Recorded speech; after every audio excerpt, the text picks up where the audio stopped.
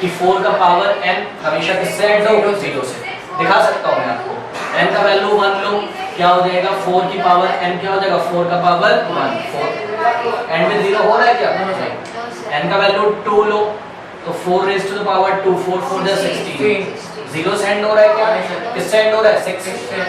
n का value आप 3 लो, तो 4 raise to the power 3, 4 into 4 into 4, 4 4 जा 16, 60। कभी भी n का कोई भी वैल्यू लोगे where n belongs to natural number set, means n का वैल्यू क्या क्या हो सकता है? 1 2 3 4 and so on to. Okay, किसी भी n के लिए 4 raise to the power n 0 के साथ एंड नहीं होगा। ये बात हमको क्या करनी? प्रूफ। एक तो प्रूफ करने का ये तरीका है, बट इसमें आर्गुमेंट हो जाएगा, मैंने आपको बताया है। कोई आपसे ये पूछेगा भाई 3 प्लेस तक तो आपने चेक कर लिया, अब आगे बताइए। 4 तक कर लोगे तो बोलेगा 5th बताइए। ओके, तो इस तरीके से हम कभी भी नहीं करेंगे इसको, हम करेंगे जनरल मेथड से। ओके, तो जनरल मेथड कुछ रूल्स को ध्यान में रखते हुए हम बनाते हैं।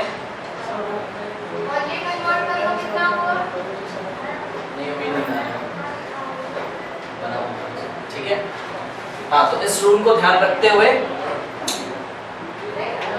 अब सोचना है मुझे कि भाई एक बात बताओ, आप क्या देख रहे हो? 4 raise to the power n जो होता है, आता तो कोई कंपोजिट नंबर है ना? क्या आता है? कोई कंपोजिट नंबर। ये देखिए फिर से आपको क्या मिल गया? Composite number. ओके, तो प्रॉब्लम है क्या? तो है तो ये कोई कंपोजिट नंबर, तो पक्का ये 4 टू द पावर n में क्या है? कोई। और कंपोजिट नंबर को कैसे लिख सकते हैं? प्राइम फैक्टर के फॉर्म में। ओके, एक तो ये आपको बात में ध्यान रखनी है। दूसरी बात आपको ये ध्यान रखनी है कि वी नो दैट, ये आपको याद रखना है भाई, we know that the positive integer ends with 0 is divisible by 5। आपको पता है अगर कोई पॉजिटिव इंटीजर 0 से एंड हो रहा है तो पक्का वो किससे डिविजिबल होगा? 5 से। ये भी समझते हो? For example 50 is divisible by 5, for example 80 is divisible by 5, for example 1000 is divisible by 5। तो इसका मतलब 4 to the power n किससे एंड हो? अगर 0 से एंड होना चाहिए तो वो किससे डिविजिबल होना चाहिए? मतलब 4 to the power n का जब प्राइम फैक्टर करें तो उसमें क्या आना चाहिए? 5। आओ जरा देखते हैं आता है। ये देखो जरा, 4 to the power n को हम ऐसा लिख सकते हैं, 4 को ब्रैकेट में लिख के n लिख सकते हैं। ठीक है, फिर 4 को क्या लिख सकते हो? 2 स्क्वायर पावर n, और 2 स्क्वायर को आप क्या लिख सकते हो? 2 into 2। अब बताओ ये पावर कुछ भी हो, पावर कुछ भी। फॉर एग्जांपल ये देखिए, ये पावर 3 हो, वी डोंट नो क्या है, लेट अस से ये 3 है, तो ये 3 इस पे भी लगेगा और इस पे भी लगेगा। 2 raise to the power 3 into 2 raise to the power 3 ऐसा बन जाएगा। मिला क्या 5? कहीं कभी मिलेगा नहीं, n से तो मतलब ही नहीं है। ये देखना है हमको, तो हम क्या लिखेंगे? There is only one prime factor of, किसका प्राइम फैक्टर? 4 का। ओके, तो there is only one prime factor of 4 raised to the power n, which is what? 2। इसका केवल एक ही प्राइम फैक्टर पॉसिबल और वो कौन है? 2 के अलावा कुछ नहीं आएगा। 2 की पावर 1 आ सकता है, 2 की पावर 2 आ सकता है, 2 की पावर 3 आ सकता है, 2 की पावर 4 आ सकता है। ओके, 2 की पावर में आएगा, कभी भी इसमें 5 अपना परफॉर्मेंस नहीं देगा। तो मतलब 4 raised to the power n is not divisible by 5। yes, not divisible by 5। तो if 4 raised to the power is not divisible by 5 तो पक्का 4 raised to the power n कभी भी 0 से एंड नहीं होगा। ओके, तो हम यहाँ पे लिख सकते हैं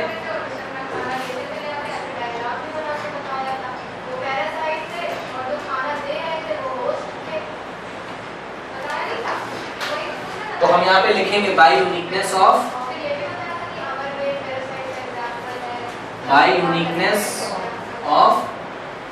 fundamental theorem of arithmetic 5 will never come in 4 raised to the power n, ठीक है, क्योंकि ये जो फैक्टर होते हैं वो तो यूनिक होते हैं ना, इसके अलावा इसका कुछ पॉसिबल नहीं है। ओके, तो 5 will never come in the prime factor of 4 raised to the power n, so therefore 4 raised to the power n will never ends with 0, will never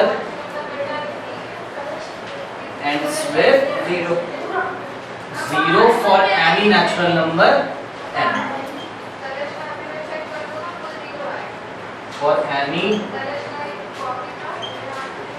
natural number n का value कोई भी हो 4 raised to the power n कभी भी 0 से and नहीं होगा। तो इसमें आपको एक ये रूल याद रखना था 5 वाला। ओके, और फिर इसका प्राइम फैक्टर कर लो, करिए।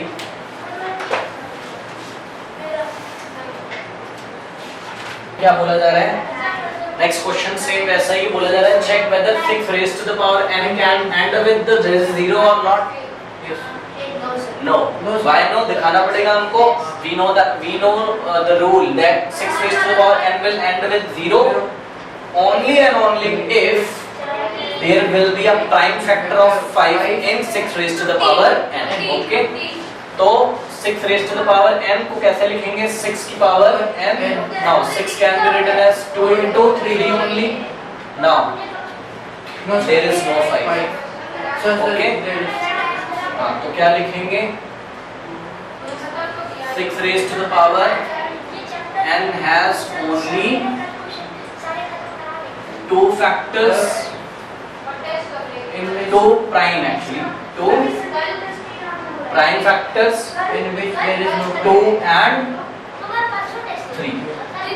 Okay, 2 unique prime factors है ना, 2 and 3 या 2 raised to the power n और 3 raised to the power n बोल सकते हो for n belongs to natural number, जहाँ पे n कोई natural number है। ओके, ओ सॉरी 2 और 3 लिखोगे क्योंकि 2 का पावर n का मतलब हो गया 2 into 2 into 2, हमें तो बस प्राइम नंबर दिखाने ना 2 और 3। ओके, और ठीक है, तो बाकी सब वैसे ही करना है। देयर इज ओनली, तो हम लिख देंगे 5 is not here. Okay, 5 is not present here. So therefore 6 raised to the power n is not divisible by 5. By uniqueness of fundamental theorem of arithmetic, 5 will never come in the prime factor of 6 raised to the power n. So therefore 6 raised to the power n will never end with 0 for any natural number n. Okay.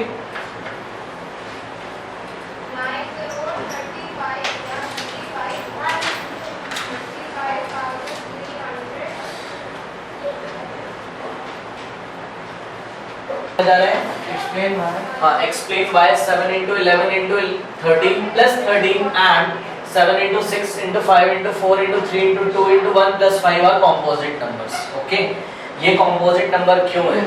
What is the definition of composite number? हाँ, so factors more than 2. Okay, good. So composite number are the number having factors more than 2, having factors more than 2. 2 से ज्यादा अगर factor आ जाते हैं तो हमारा वो क्या बन जाता है? Composite number. ओके, तो देखिए इसमें से मैं क्या कॉमन ले सकता हूँ? 3 into 11 into 13 into sorry plus 13, इसमें से कॉमन क्या मिल रहा है मेरे को? 13 मिल रहा है। तो ब्रैकेट देखिए, ये फर्स्ट टर्म है और ये आपका सेकेंड टर्म है। ओके, तो आपको कॉमन क्या मिल रहा है? 13। तो 7 into 11 plus 1, कोई दिक्कत है क्या?